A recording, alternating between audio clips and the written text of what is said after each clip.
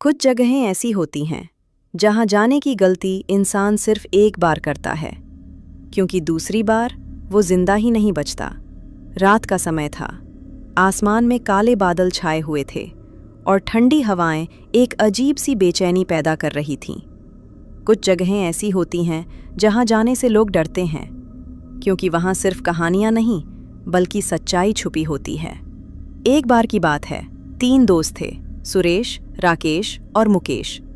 तीनों अलग अलग शहरों से थे, लेकिन उनकी दोस्ती बेहद गहरी थी। एक ही हॉस्टल के कमरे में रहते थे, हंसते थे, खेलते थे और हर मुश्किल का सामना साथ करते थे। राकेश तेज और निडर था, मुकेश सीधा सादा और थोड़ा डरपोक, और सुरेश समझदार और संतुलित। उनके हॉस्टल से थोड़ी दूरी पर एक पुराना बंद पड़ा कब्रिस्तान था, जहां दिन में भी कोई नहीं जाता था। कहते हैं, एक बार एक बस वहां से गुजरी और ड्राइवर को सफेद साड़ी में एक खूबसूरत औरत दिखी। वो इतनी अजीब थी कि ड्राइवर उसे देखता ही रह गया, और फिर बस नियंत्रण खो बैठी और खाई में गिर गई। उस दिन के बाद जो भी वहां गया वो कभी वापस नहीं आया। एक रात तीनों दोस्त हॉस्टल में पार्टी कर रहे थे, हंसी, मजाक और शराब। तभी राकेश ने कहा, आज चलते हैं उस कब्रिस्तान, सच पता करेंगे। मुकेश डर गया।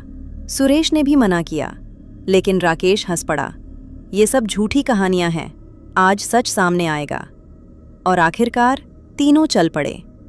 रात और भी गहरी हो चुकी थी, चारों तरफ अंधेरा था, हवा तेज चल रही थी। तीनों हाथ में टॉर्च लेकर कब्रिस्तान के गेट पर पहुंचे। जैसे ही उन्होंने अंदर कदम रखा, सब कुछ एकदम शांत हो गया। ना हवा, ना कोई आवाज, जैसे दुनिया रुक गई हो। थोड़ा आगे बढ़ते ही मुकेश को आवाज आई, छन छन। वो डर कर रुक गया। तुमने सुना? उसने धीरे से कहा। राकेश बोला, कुछ नहीं है, चल आगे। लेकिन अब माहौल बदल चुका था। थोड़ा और आगे सुरेश को भी चूड़ियों की आवाज सुनाई दी। अचानक सुरेश का पैर किसी चीज में फंस गया और वो गिर पड़ा। तभी एक बस तेज रफ्तार से उनकी तरफ आती दिखी। तेज हॉर्न, चमकती रोशनी। मुकेश और राकेश ने उसे खींचा। आखिरी पल में सुरेश बच गया, लेकिन वहां कोई सड़क नहीं थी। अब तीनों सच में डर चुके थे। तभी फिर वही आवाज, पायल, चूड़ियां, और फिर वो सामने आई। सफेद साड़ी में एक खूबसूरत औरत। वो धीरे धीरे उनकी तरफ बढ़ रही थी। राकेश और मुकेश उसे देखते ही जैसे जड़ हो गए। उनकी आंखें खुली थीं, लेकिन वो अपने होश में नहीं थे। सुरेश चिल्लाया, भागो यहां से, लेकिन कोई नहीं हिला। अचानक उस औरत का चेहरा बदलने लगा।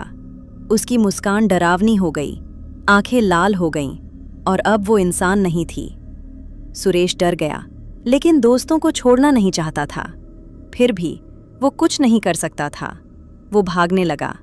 भागते भागते उसने पीछे देखा और उसके दोनों दोस्त जमीन पर पड़े थे, जैसे उनकी जान निकल चुकी हो। सुरेश किसी तरह हॉस्टल पहुंचा। उसने सबको पूरी घटना बताई। सुनकर सबके होश उड़ गए। लोगों ने कहा, तुम पहले इंसान हो जो वहां से जिंदा लौटे हो। सुरेश टूट चुका था। उसने अपने 2 सबसे अच्छे दोस्त खो दिए। कुछ दिन बाद वो अपने शहर वापस चला गया, और फिर कभी उस जगह या उस शहर में वापस नहीं आया। आज भी वो उस रात को याद करता है और खुद से पूछता है, अगर हम उस रात नहीं जाते तो शायद हम तीनों आज भी साथ होते।